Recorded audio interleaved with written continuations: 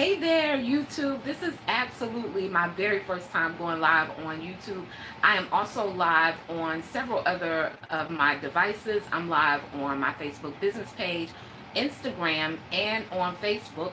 I've been telling myself I was going to go live on YouTube, and so I'm always telling my clients, like, there's some things we don't really have to wait for. Like, why are we waiting? Is that Shantress? How are you, darling? Thanks for joining this morning. And so I just told myself, I said, okay, and you're waiting on what to go live on YouTube?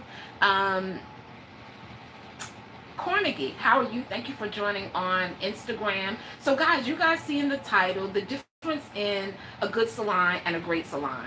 Now, we all know that there are good salons everywhere, right? Everywhere, guys. But there's not nearly as many great salons as there are good salons. And one of the things I've noticed, if nothing else about success, is sometimes average just doesn't get noticed. It kind of gets meshed in with everyone else. So everyone is doing the same thing, they're looking the same way, they're making the same moves, and there's no lines of separation. And so a lot of times we're wondering, like, where are the clients, or where is the staff? You know, where are the great staff? And they're looking for great salons. So if you're looking to build your business and grow your clientele, retain and gain great staff, one of the best things that you can decide to do is become a great salon, and not just a good salon. And so I'm going to talk about some things that you can do, or that salons that are extremely successful do, that actually cause them to stand out from the crowd. And it's not like they're necessarily working so much harder. They're just a few specific things that they've decided to do really well. Keita, good morning. How are you, dear? So quick introduction, especially for those of you on YouTube who have never ever been in a live broadcast with me before. YouTube, I should have actually been connecting with you a long time ago, because one of my best videos that I'm actually still getting clients from today has over 35,000 views, and it happened on YouTube's platform. I actually get clients from all over the world who have seen that video and reach out to me for help in building their salon business. So I'm so grateful for the YouTube platform. I just decided this morning, hey, I'm gonna do YouTube. So I'm not on Periscope, and I'm actually testing something in my business.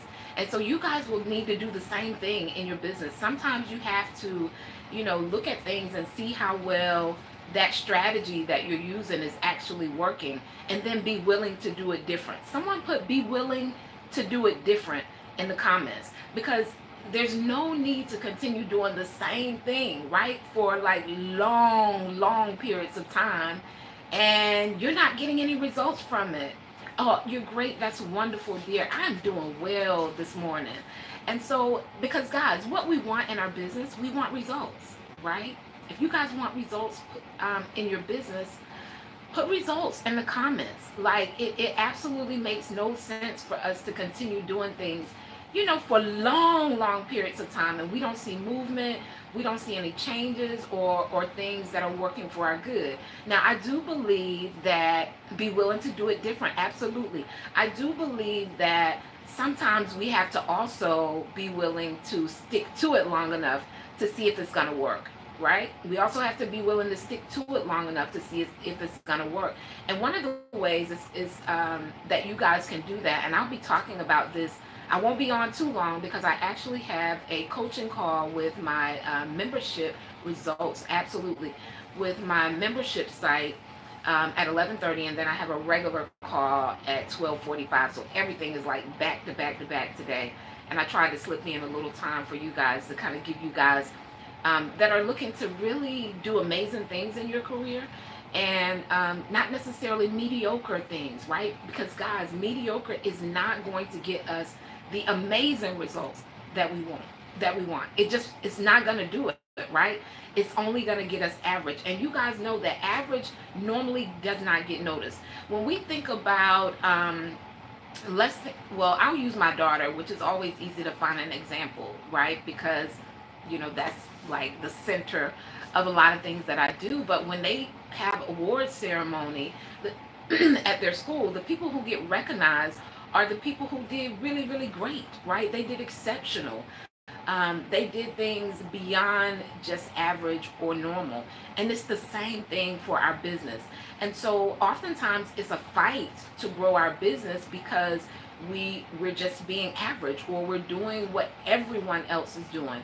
And so when you decide to be great, the percentage of people that are really going to go the extra mile, do some of the extra things, guys, it's a lot smaller than you think. It's a lot smaller than you think.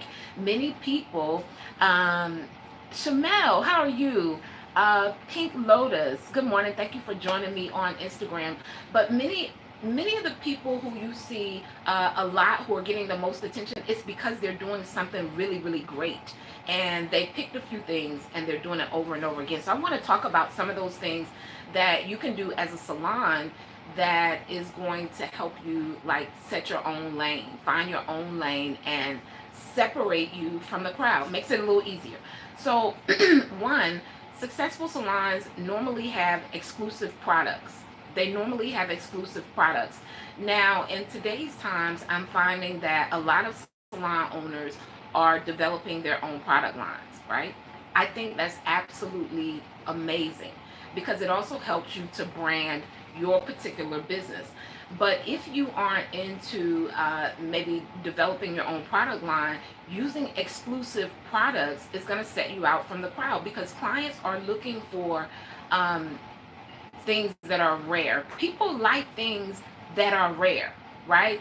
I was watching something about, like, the Hermes bag, I think I'm pronouncing it properly, where only a certain number of those bags are even sold, and only a certain number of people can even purchase them, right? And people are paying like tens of thousands of dollars to say that they own that bag. It's because it's rare. We like things that other people can't get their hands on.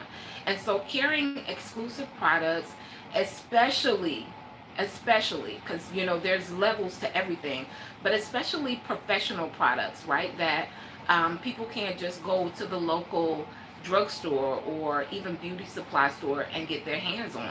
That's going to help you set a lane and a standard inside your business that's going to help you become great, and not just good, because anybody can go get a product from anywhere, right?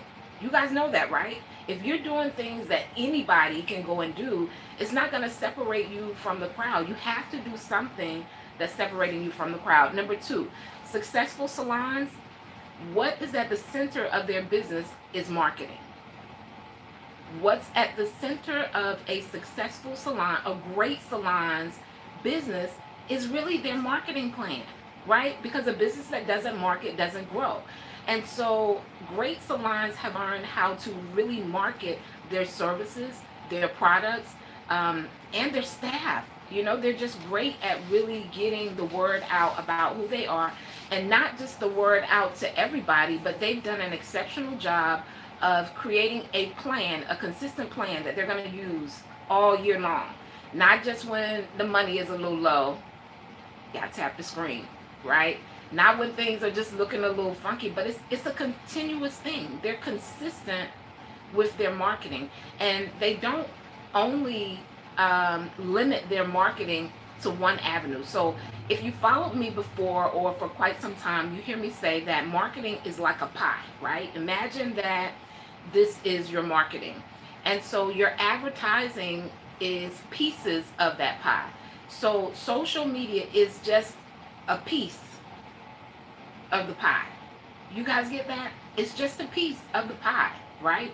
There are several different measures within your marketing that make up your whole marketing plan, your whole marketing system, or what you're going to do to attract people into your business. And so now that you've decided what avenues you're going to take, so you're going to have social media marketing. Hey Frida, how are you, dear? You're going to have in-house marketing. I teach my clients strategies on how to do swap promotions, and that works like really, really well for them, because they are the efforts that they're making one time pay them multiple times, right? And so they get mass visibility from those particular strategies. So that's another piece of the marketing. So once we start putting all these pieces together, so your website is part of your marketing, If you are doing some type of radio advertisement, your referral program, all of those things are advertisements. They're parts of your marketing. But then you got to have a plan. Lord have mercy. Then you have to have a plan, guys. You have to have something consistent going on. What is in-house marketing? In-house marketing is when you're marketing to the customers who are inside your business, where you aren't necessarily, your referral system would be part of your in-house marketing. One of the things we did in my salon for in-house marketing is we would have, like on the front desk, we would have a nice like frame. It may be promoting something like a product of the month.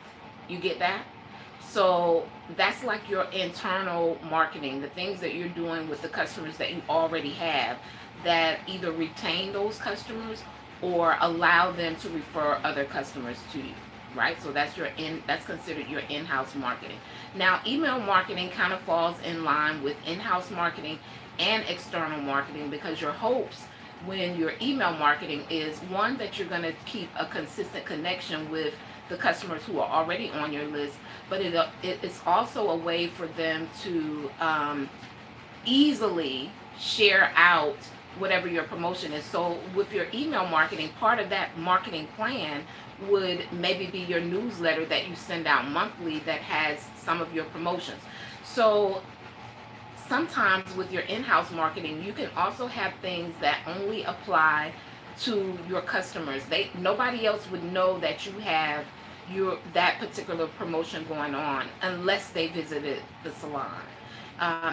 You can also do exclusive things on social media on your business pages, where you're only, say for instance on my business page, I may do something where I allow people to get maybe 50% off of a Renew strategy session, which is normally $350. That gives them an hour of strategy with me, which is powerful, right? Like, it can change the trajectory of your business. But I may say on my business page specifically that this is only for social media, because the only people that would see it would be the people who come to my page, right?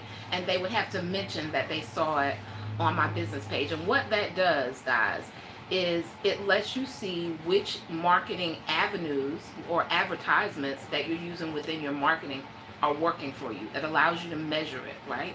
You guys get that? Tap the screen for me. If you guys are getting some good stuff already, and I'm not quite finished, be sure, share the broadcast out. There's a button.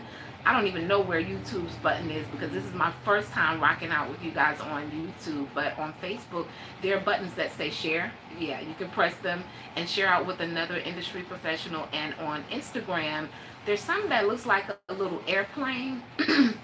You can press that. I think it only allows you to share with specific individuals, but you can share nonetheless. I appreciate you guys. I see your hearts and things on Facebook. I appreciate that.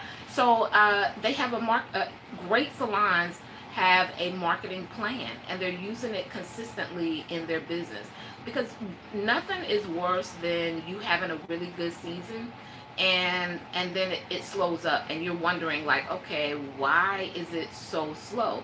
And oftentimes we go into I like to call it desperation, right? We go into a mode of survival mode, where we're just marketing, we're telling people we got spaces, you know, maybe the bills start piling up, whatever it is, right? Maybe we experience a season of lack, and we go really, really hard in promoting our business and making people aware that we are actually a salon. Because one of the grave mistakes, McCall, how are you, dear? Is that McCallie or McCall? One of the grave mistakes we make is that because we opened the business, that everybody knows we're in business. And what we're doing is we're just sitting waiting. That's kind of like, and I heard this years ago, it's kind of like having a garage sale. You know how you put one sign out and you just sit in the yard and you wait to see who kind of comes by? That's oftentimes what we do with our salon business. We're waiting on people. But great salons are very proactive, right? They are doing things to create the momentum that's actually needed to grow their business. Another thing that great salons do that sometimes average salons don't, They have an exit strategy. They have an exit strategy. And sometimes it's hard for people to wrap their mind around an exit strategy, especially if they're fairly new to opening their salon, or maybe they've only been in business for 5 years. But what happens when you have an exit strategy, it also means that you have a plan. Got on here. If you have an exit strategy, then you also have developed a plan that's going to get you there. Whether, if you open your salon today and you know, okay, I'm going to do this for a good strong 15 years. I'm going to create $1 million in revenue during that time, and then I'm going to sell the business. If you know that when you open the door and you reverse engineer it, then you're going to have a plan. Like, this is going to be my plan. This year I plan to increase my profits by whatever percentage, because you're looking to hit a goal, right? You guys get that? You're looking to hit that goal that is eventually going to get you to the exit strategy. And what happens when we don't have one, sometimes we focus on getting more customers and not getting more profits. I'm going to say that one more time. Sometimes we focus on getting more customers and not getting more profits. And profits is what, that's going to keep the doors open. That's going to keep your staff happy and busy and flowing, right? So imagine that you have a staff member imagine as a salon owner, you've really learned to attract a great staff because you built a great business and you have an influx of clients coming quite regularly. But because you built such a great business, you also have very value-based services where your staff, even if it's a commission salon, they're taking home, right, $1,500 a week. Most of your staff, they may be pretty happy. You guys get that? They may be pretty happy because they can still, live their life outside of the salon. And so oftentimes great salons, they have goals, and the people that they hire, their goals align with the salon's goals and the salon's values. And the salon focuses on helping the individuals that they hire meet their goals too, right?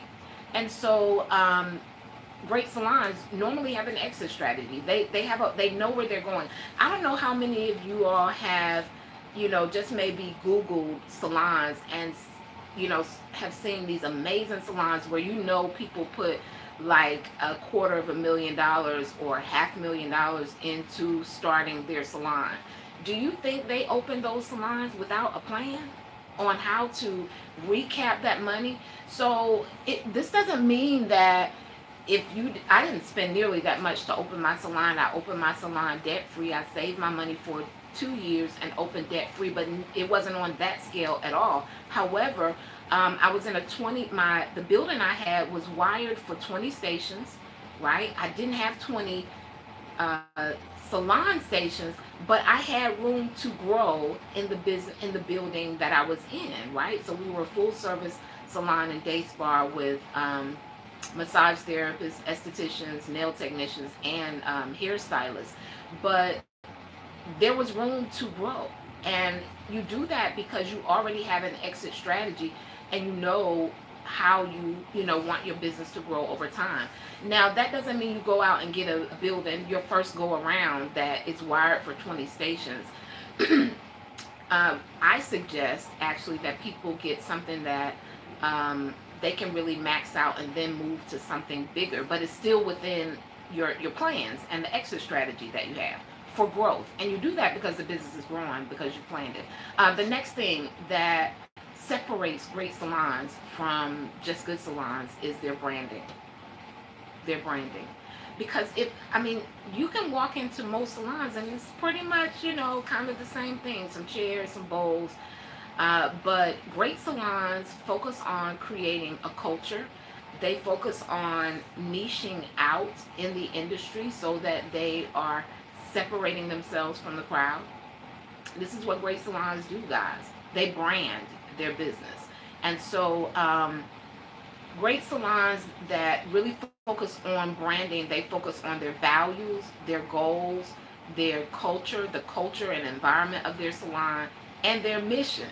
right? Because once you really figure out who you are as a brand and what your values are, you can then hire people who, they're on the same page, right? And then you also begin to attract clients who value the same things that you value. If for instance, you have a strong value for uh, not just healthy hair, but just a healthy person, right? And so a lot of things for your salon may be organically based or natural based products, and then you're going to attract people who feel the same way. And this is the key, right? Because a lot of times when people think natural, they also already expect to have to spend a little more. So oftentimes it's not as hard because people who are going to be attracted to your brand, they already understand that in order to get this quality of product or service, it's going to cost a little more, right? So they're not fighting nearly as hard. So whenever you create a brand, you just automatically connect with the people that are going to help you to grow your business because they're attracted to the soul of your brand. And what also happens is when great successful salons focus on their branding, niching out their culture and their values, say for instance someone no longer works there, clients normally fall in love with the brand. Y'all don't hear me. Clients normally fall in love with the brand. The brand can start with simple things like how you drape the clients. Guys, branding is so much bigger than your websites and your logos. Those things are inclusive, right? They align. They help to complete the expectation prior to the guest coming to the salon for what they can expect. But branding is so much deeper than just that. You guys get that? And so great salons really focus on creating a unique atmosphere that the clients fall in love with. They fall in love with all of the branding aspects. Also, great salons have a tendency to niche out, right? Whether they are niching out their stylist, for instance, they may have a stylist who really has a strong focus in color, right? They may have a stylist who has a really strong focus in cutting. Or that whole salon may be a color concept salon, right? The whole salon is focused on color. And so, amazing salons or great salons, they really focus on branding and niching out because you attract people quicker, sooner, faster when your message is clear, when what you do is clear, what you offer is clear. You just attract people quicker, sooner, faster, and those people normally are willing to pay for the value because they see you as an expert in that particular area. You guys get that? Natasha, hey darling, how are you? Rolling, thank you for joining. I appreciate you. And so the next thing that they do is, well, I said they build a value-based business. So let's talk about the salon owner that